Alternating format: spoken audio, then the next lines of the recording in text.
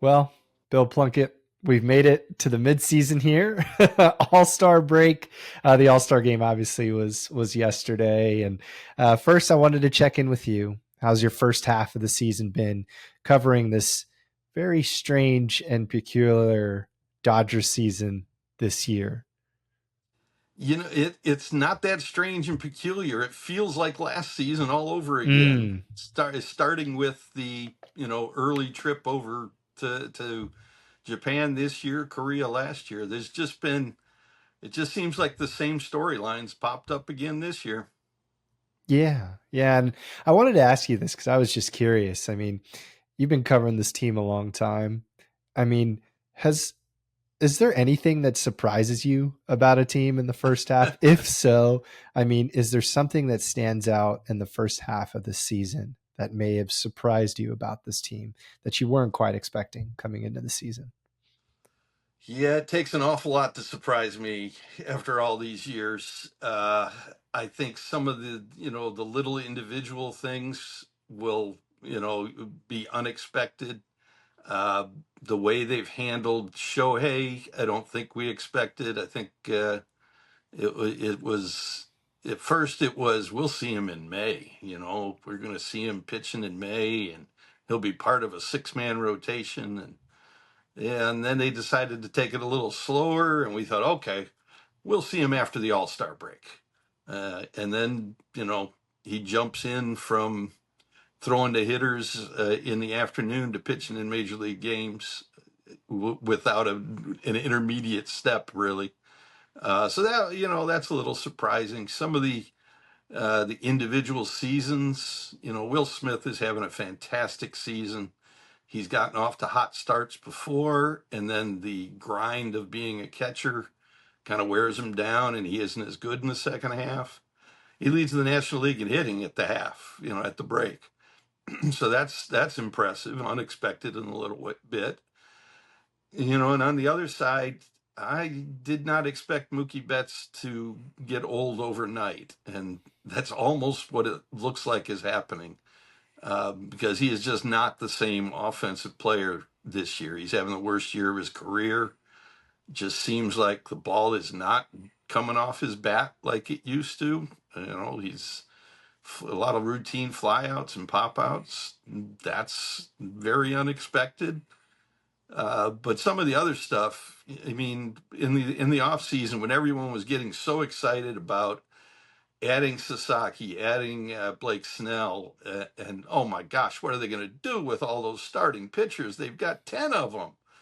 And at the time, I was saying, pump the brakes. They have 10 of them, but each one of them has some kind of history, health and injury wise. And sure enough, that's what we saw. We saw a lot of them break down. Blake Snell has made 2 starts. Kike Hernandez has pitched in more games than Blake Snell. Wrap your arms around that, and Kike is on the IL. So, yeah, the whole pitching thing it seems like an annual problem and an annual storyline. They lost Max Muncy to an injury in June again, and the offense stalled more than you would expect just from subtracting him. That's a storyline from last year that's getting repeated. Yeah, and yet with all this, they reached the break with the best record in the National League, and that's life with the Dodgers. Yeah, I mean, so I think note to self, don't come to Los Angeles, specifically to Dodger Stadium, as a starting pitcher. Got it. I'll check that off my bingo card. Check your healthcare coverage before you Yeah. do. But all jokes aside, it does seem there's a lot to unpack here, right? I mean, you mentioned Will Smith, you mentioned Mookie Betts. I definitely want to get to the offense. I definitely want to get to the pitching staff. At the time we're recording this here, it's July 16th at about 3:00 Pacific time. Yeah, let's go ahead and start with Will Smith, right? I mean, I think we could see why they brought him, they brought up Dalton Rushing to help keep him off of his legs. But, in your experience, right? How sustainable is this version of Will Smith, for the season? compared to last. I know they brought up Dalton to help, keep him off his legs, but I am curious to know, in your eyes, how sustainable can we see this Will Smith potentially in October? Yeah, I don't think it's sustainable. The guy is going to catch, even with rushing there, he's going to catch 110 games, and that is hard on the body. The game planning responsibilities are hard on the mind, and 162 game season is just a long time. And the second half is always harder than the first half. You went into the first half fresh. You're not going into the second half fresh, no matter how well they took care of him in the first half. His hands hurt from foul balls, his legs hurt from all the innings behind the plate. There's just all kinds of stuff that happens with catchers. Now, that's fine. They don't need him to win a batting title. But if he can continue to be the reliable bat in the middle of the lineup, that's all they can ask. And he's been terrific in situational hitting, with two outs, with runners in scoring position, all those things. That's all they ask. He doesn't have to win the batting title. Yeah, yeah. And the hope is that, if he can keep this offense, right? Keep it up. And I think I agree with you. I just don't think it's too sustainable. But the hope is that, maybe this gives some more opportunity for Dalton Rushing to get those reps at the big league level, right? And to me, between me and you, the trade deadline is upcoming, right? And what better way to show off some of your prospects than in big league games, right? Yeah, And yeah, we'll get to we'll get to the trade deadline in a moment, but you mentioned Mookie Betts, right? I mean, it's uncharacteristic, really, how rough his first half has been. First year playing shortstop full time, right? I mean, I think he's at a 696 OPS, which is by far his lowest full season mark, at least to date, I should say, halfway through. But how concerned, are you about this slump, and really after switching to shortstop, and what can we really expect from him in the second half? yeah. I think they should be very concerned because his contract still has a lot of money and a Yeah. few years to go, and this is not what they paid for. The defense at shortstop has been better than anyone expected. I think if they were honest about it, they would agree with that. He's not been spectacular. He's not on the highlight package every night, but he makes all the plays with very few mistakes that have kind of cost the Dodgers. So the defensive part of it is better than you could have expected. I don't think it bleeds into the offense. I know that's the easy connection to make. And if you're out there like we are, you see how hard Mookie works. I mean, he's on the field taking ground balls hours and hours before the game. He works very hard at it. That's some energy that maybe he could be using on his offense. But I think Dave Roberts put it best. He said, "I don't think if I write his name in the lineup tomorrow as the right fielder, he's suddenly going to start hitting." And I think he's right. I just don't see that. The problem is there's no other obvious explanation. He doesn't have any injury that he's playing through.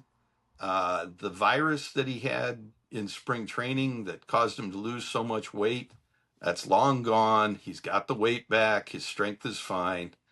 The ball is just not leaving his bat very hard. Maybe the bat speed has slowed down a little. I'd have to check StatCast to see what the numbers say. But from what we see, it's producing a lot of lazy fly balls instead of line drives. And I don't know what the cure for that is at age 32. So yeah, I think that's a big concern because this team changes when a dynamic Mookie Betts is in the lineup. When he's going, everything seems to work better. And he has only had maybe two stretches all year where he was hot and he had that kind of game going. Maybe 4 days off here helps, relaxes his mind, rests his body. He didn't go to the All-Star game. Maybe that sticks in his craw a little bit, and maybe that becomes a little fuel for the second half. But we'll see. They need him to be closer to the Mookie that we've seen in the past years. Yeah, and with such a top-heavy lineup, right?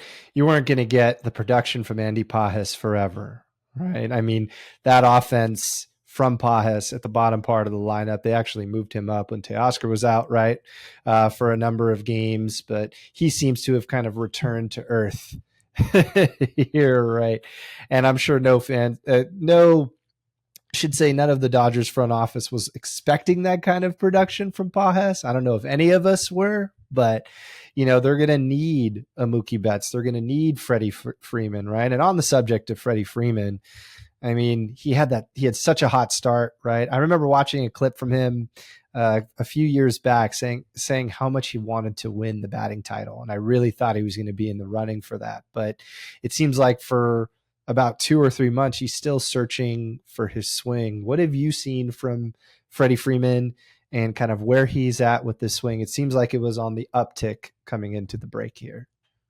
Yeah, the last couple games looked a little better. Freddie is never happy with his swing. It's Yeah. always something he's searching for. Something's not quite right. And yet he'll be hitting 330 with that, wrong swing. This is different. This has gone on far longer than any slump he's had, certainly anything that we have seen him struggle with during his days with LA. With him, it's the same thing. You look at the age and you wonder about the physical part of it. He had the ankle surgery, and it clearly limited him for a while in the first half. But as we got to the break, he was no longer getting treatment on it. The ankles had fully healed and back to full strength. So that wasn't it. There were no other obvious, injuries that were limiting him. So I would have a little more faith in him finding his swing than Mookie, just because it's a thing that Freddie is always tinkering and searching for, and he finds it and goes off on a stretch of hitting 350. I take the blame for this one. He says he hasn't felt comfortable with his swing since mid-May series in Arizona. And while we were in Arizona that series, I sat him down to talk about 3,000 hits and how it's a target for him. And he very openly talks about it and the math behind it, how you need 150 hits for 6 more seasons, so on and so forth. So it's my fault. I broke him. I mean, what all it would take though, right? And I feel like he did this, I think it was last year or 2 years ago, and it's pretty crazy to think. I mean, he's now has that many seasons in a Dodger uniform, but all it takes is him. And what it seems to have been a remedy is he calls in his dad, right? I mean, his dad has been his hitting coach, right? His dad has been his guy to get that swing right. So I wonder when that call is going to be made, and I'm surprised it hasn't been made already, right? It's been made.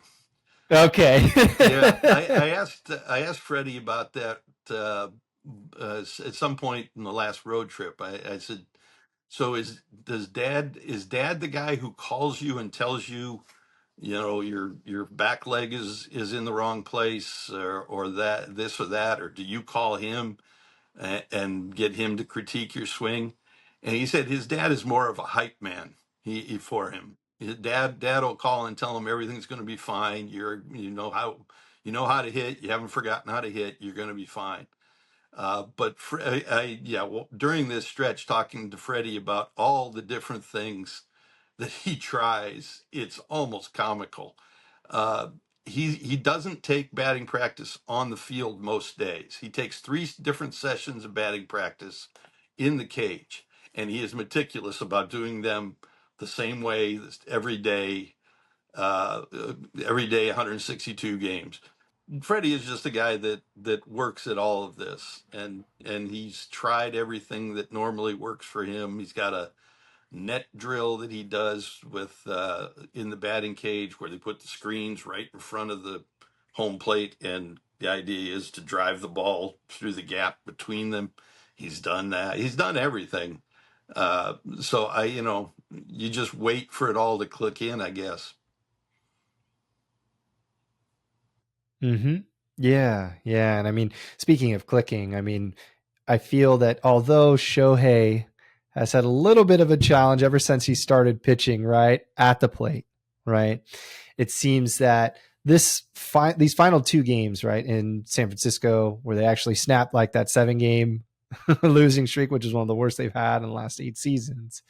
They're starting to figure it out. But tell me about Shohei, how he's doing, right? And what really this routine, right, of basically building him up in MLB games has meant for him, not only on the mound, but also at the plate.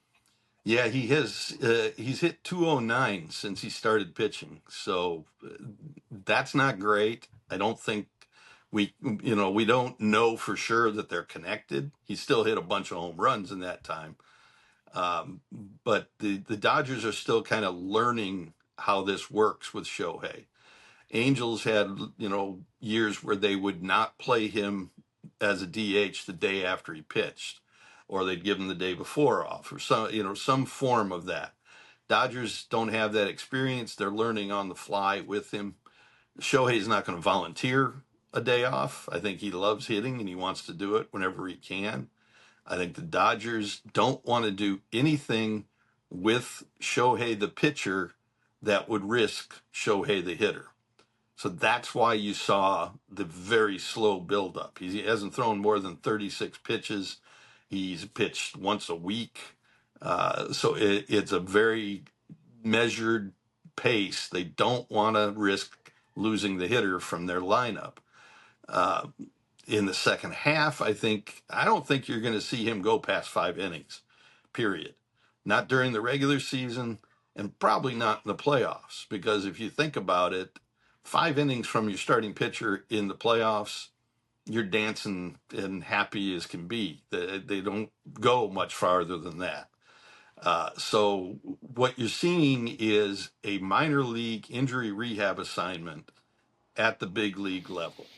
Instead of pitching to hitters in Rancho Cucamonga like Blake Snell will be doing or has been doing, Shohei's pitching in big league games as part of his rehab. And then you combine Emmett Sheehan, the last start, because he's a two-way player. Shohei doesn't count against the 13-man pitching staff, so he gives you 3 innings.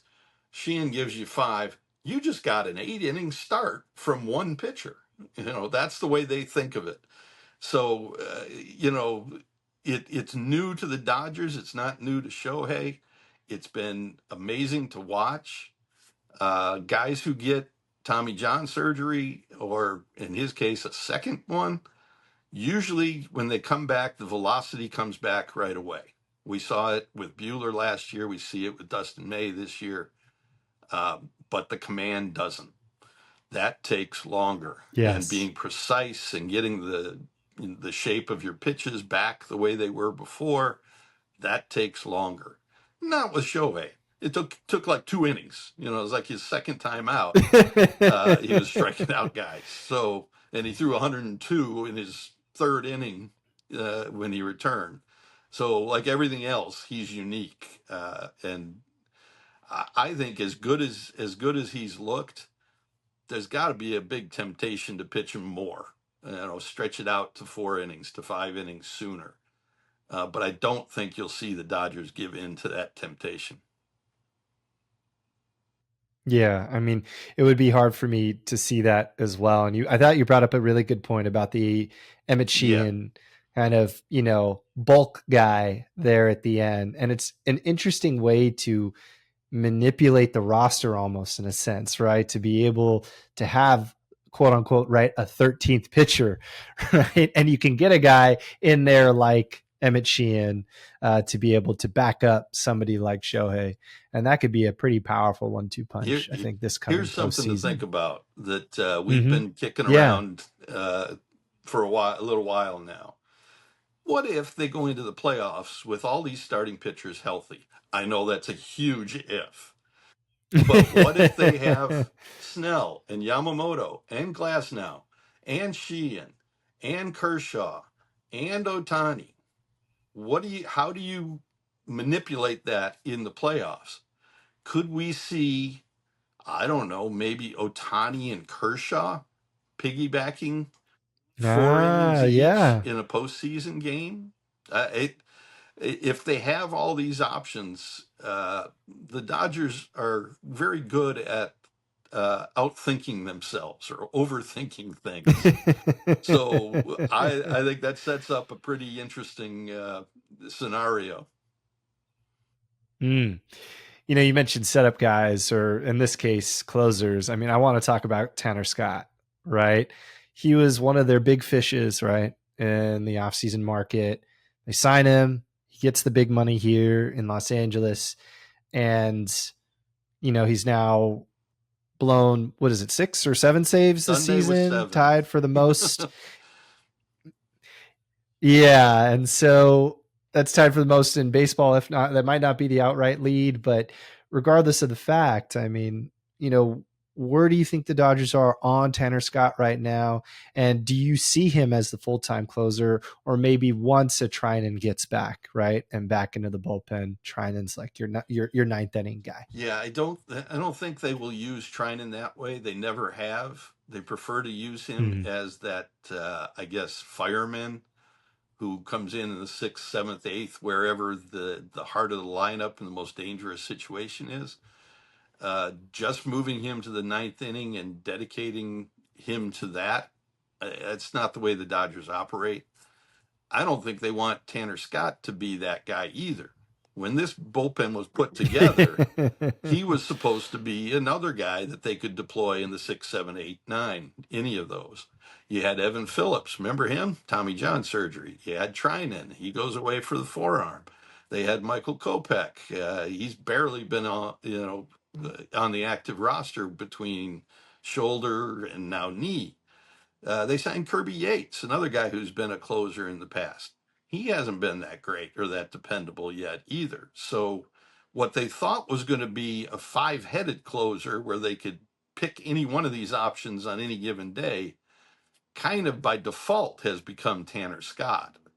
So that I think that's why you're seeing the results that you're seeing, because this was not the way they intended it to be built. Uh, Tanner Scott has not been the overwhelming, dominating reliever that we saw with the Padres and the Marlins the last couple of years. His fastball is a tick slower. Wouldn't matter if he had, more pitches to set it up with. He's a two-pitch guy. He's a fastball slider, and if one or both is not working on a given day, it becomes very easy for the hitter to say, well, I'm going to, as the expression goes in baseball, spit on the fastball and sit on the slider. I'm just going to worry about one or the other. And he hasn't been very precise with his command. Talked to Mark Pryor at one point, and Mark essentially said he was throwing too many strikes, that he was in the zone too much, and that makes it easy for the hitters because they know, it's going to be a strike. They know where they're going to be swinging. I'm not sure how many of these things are fixable in the middle of the season. I think the best thing the Dodgers can do is have some options. Get Trinan back. Have Kirby Yates pitch better, and take some of the load off of Scott. And we got the trade deadline upcoming. I think this is a good chance to talk about that. I mean, there's a couple of guys that have been on the Dodgers radar, at least reportedly, right? But I'm curious to hear in your perspective, what role do you think the Dodgers need to fill the most at the trade deadline, and who are some guys out there that you think would fit well on this roster? Well, I know everybody loves to talk starting pitching. I think they will convince themselves that they have enough guys coming back healthy that they won't have to go out and get somebody. And if it means, a Justin Robleski still comes up to eat innings and starts, that's fine, because that's not the October plan.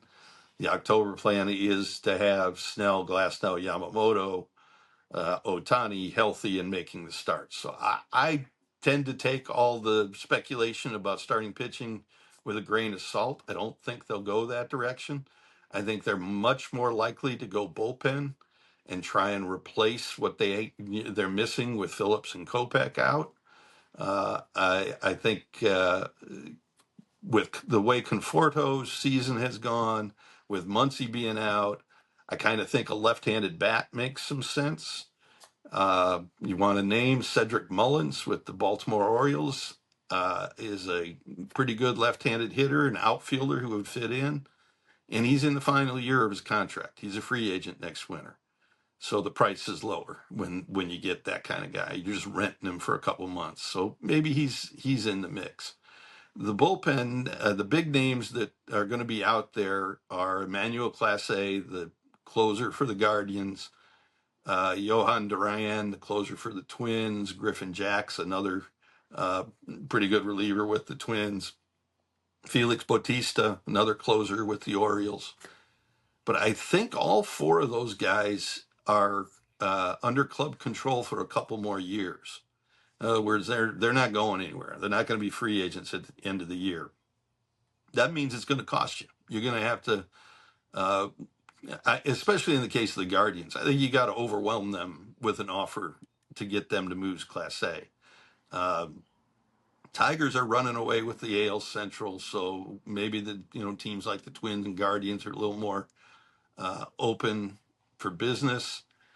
The Central is not on lockdown, though. I don't think anybody thinks that the Tigers are going to rule that division forever now. So do the Guardians want to give up on a closer, a pretty good closer, if they think they're going to contend next year? So that's kind of all the things that are in the mix at the trade deadline. The Dodgers very often will do something we don't see. We don't, we weren't expecting.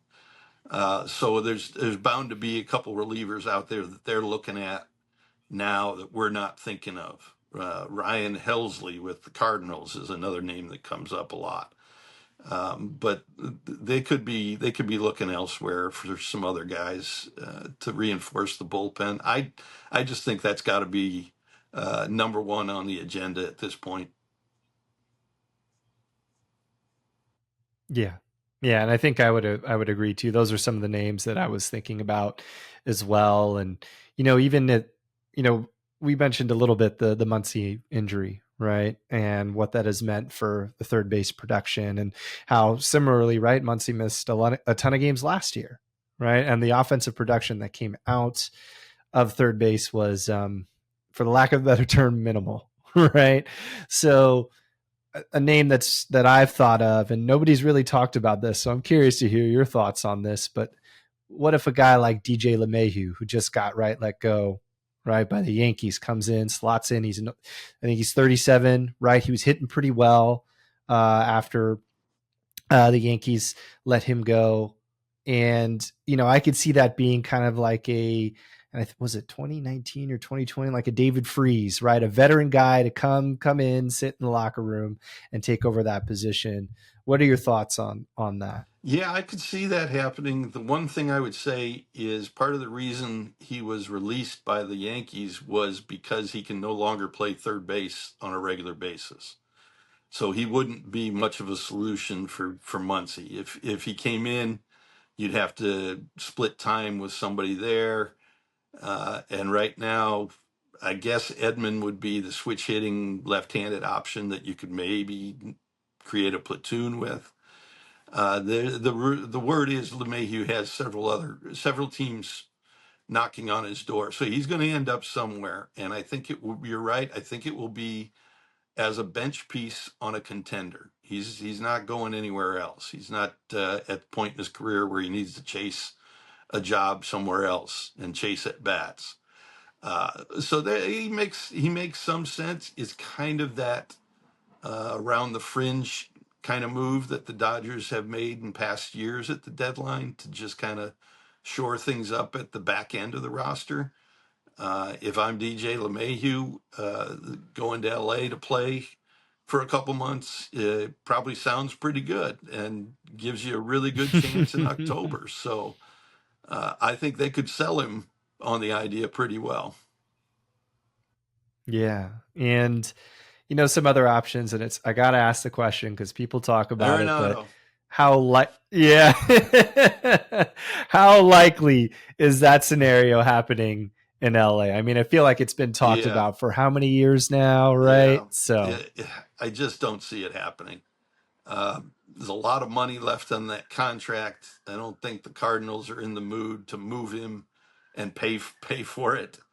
I mean, the Cardinals are kind of still in the wild card mix. I haven't looked at the standings lately, but they've been right there within a couple, if not in the top three. So, how does it look to your fans if you trade off an established veteran part of your lineup while you're supposedly going on a playoff push? And this is I hate to say this because I really liked him as a player for a lot of years, but this is not your grandfather's Nolan Arenado. It's not. That's not the guy who played in Colorado and put up those offensive numbers.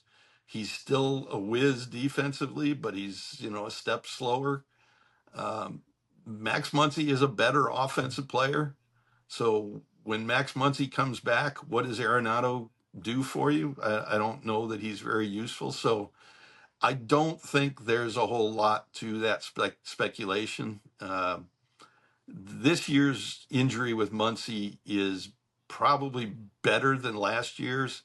Last year it was the rib injury, and every time he tried to ramp up and come back, it acted up again. It was kind of misdiagnosed at first. So it was a mystery when and if he could come back.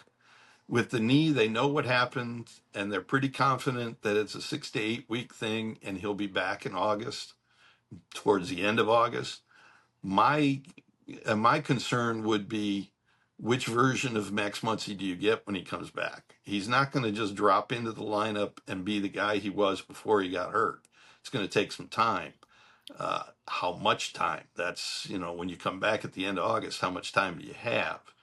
That would be more my concern than going out and chasing some other, replacement that would cost you in prospects and cost you in payroll. and realistically, I mean, I know the Dodgers have said, I think it was 6 to 8 weeks, right, for this bone bruise in the knee. How soon or how late could we see Muncy come back to third base? Well, let's see.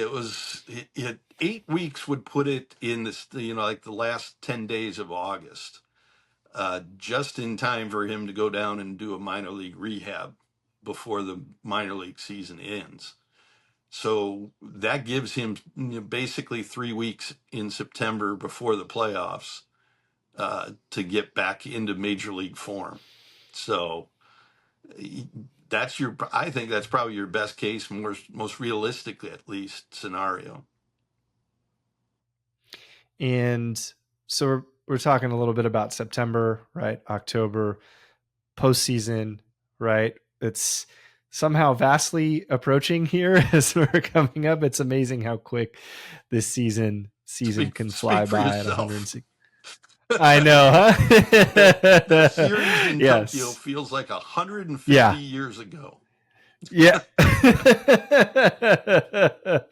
Oh man. And it just makes me wonder, like realistically, for the postseason now. I asked you this when we had our kind of preseason, right, early on discussion, but right now, looking in a very tight division, it seems like San Diego has fallen off a little bit, right?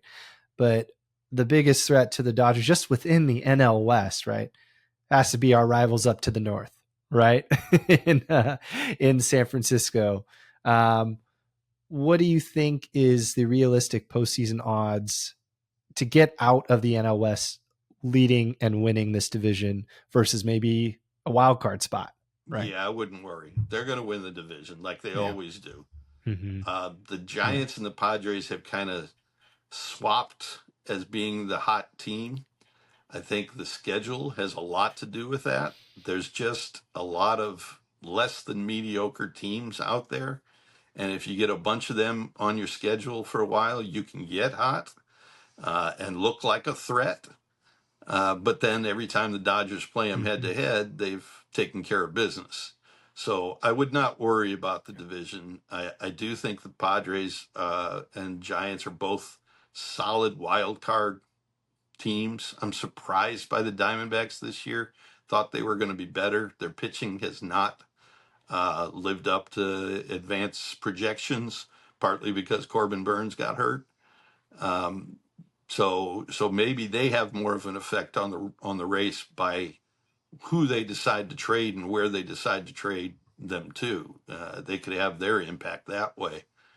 But you might as well start, making the division title banner again. It's going to happen. I just don't see the Dodgers would really have to have an extended slump, more than just a one road trip or one week where they aren't playing at their best.